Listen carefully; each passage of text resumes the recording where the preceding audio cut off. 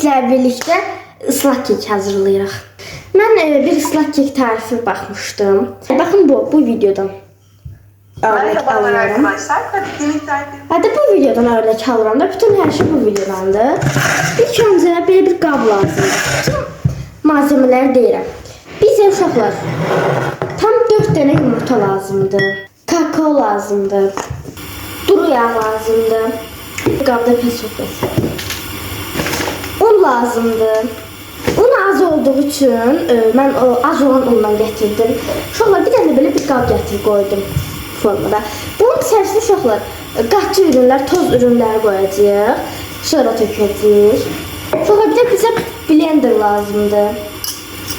Blender özü oradadır. Çox keçir. Vanilya və qabartma tozu. İlk öncə uşaqlar 4 dənə yumurtanı bu qabın içinə qoyuruq. Bu arada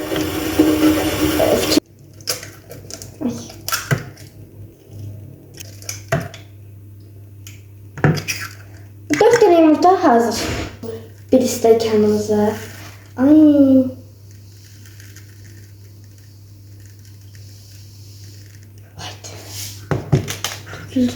Sonra en güzel ana keçəcəyik.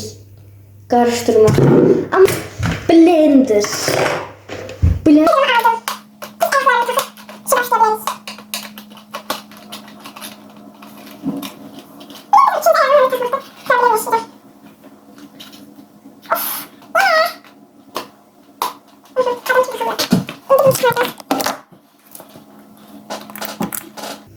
Hazır mıyız? Ay gördük.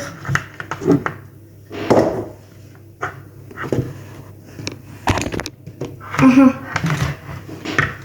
Hazır mıyız? Açıyorum.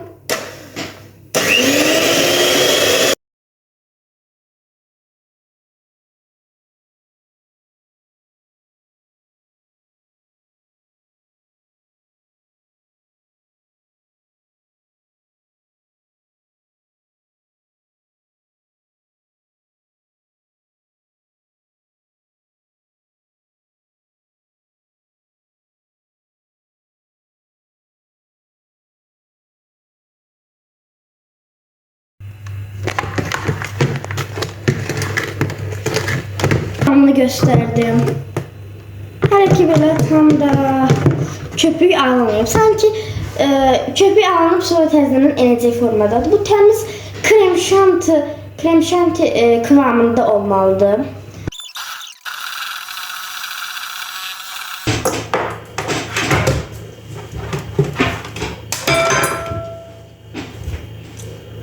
Bu hazır.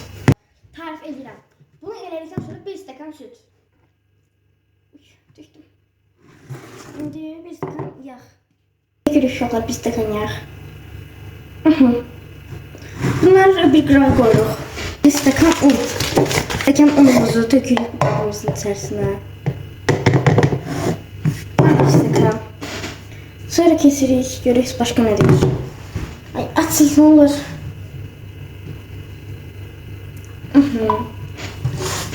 Kuru malzeme olarak 1 su bardağı un, 3 yemek kaşığı kakao. 3 yemek kaşığı kakao töktüm. Zaten tepelere 3 yemek kaşığı kakao, 1 su bardağı yapıyor. Kabartma tozu ve 1 paket vanilya. Bir paket vanilya.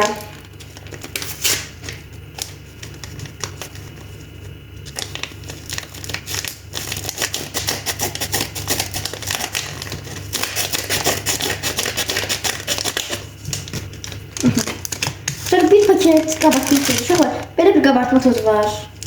Kabartma tozu bu arada.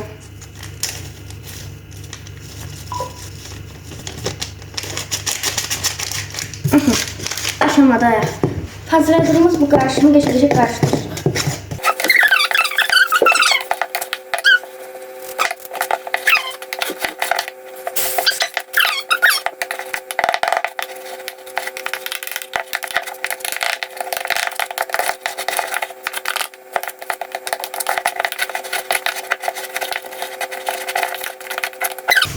Şimdi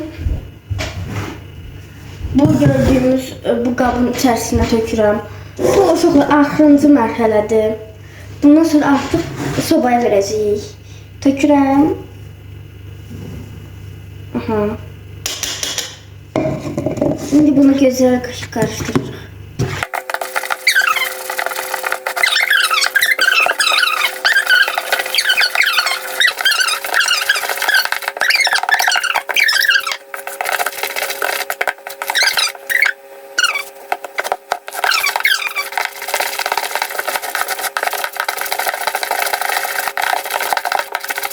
Ay hazır. Bu şekilde hazır.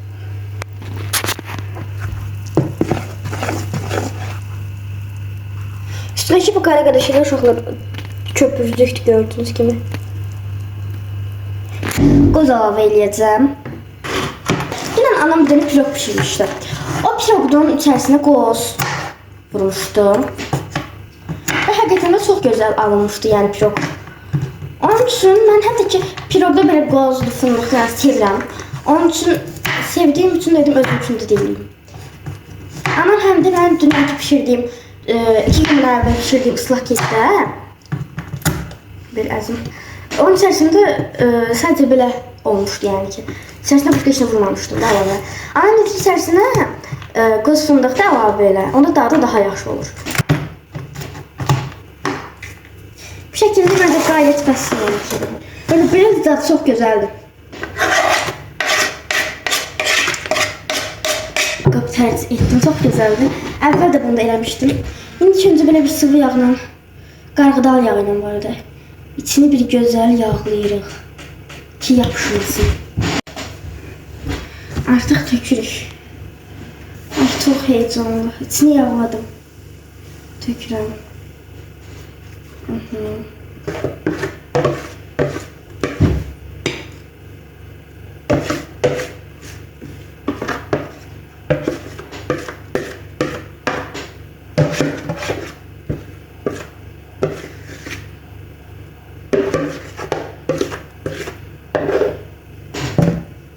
Hazır. İndi bunu fırına vermək zamanı. İndi uşaqlar orada pişərkən biz də sosunu hazırlayırıq. Sos olan stəkan su lazımdır. Uşaqlar bu arada göz qərar verəcəm. Sütüm bitdi. Yəni artıq tam olan bitdi. Amma o birisi hələ buz olduğu üçün sudan istifadə edəcəm. Sonra uşaqlar 3 yemək qaşığı kakao.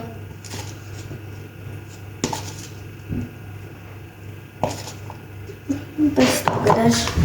Göz kararı eləyirəm bu arada. Sonra şeker.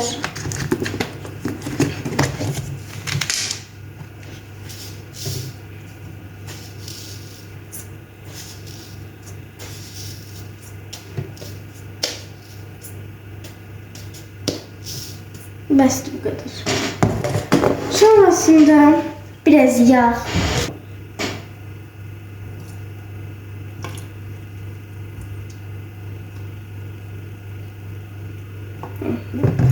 Yağ da bu kadar basit. Pişti. Ben bunu götürdüm uşaqlar. O kadar gözəldir. O kadar gözəldir. Axırdakı olan, yani axırdakı görüntüsünü videonun axırında görəcəksiniz. Video bitti. Çok gözəl dadır. Həqiqətən deneyin. Yəni çox mükəmməl bir dadı var. İnana bilməzsiniz. Çox bəyəndim. Çox gözəl idi. Rahatlıqla bunu hazırlaya bilərsiniz. Sağ olun, salamat qalın.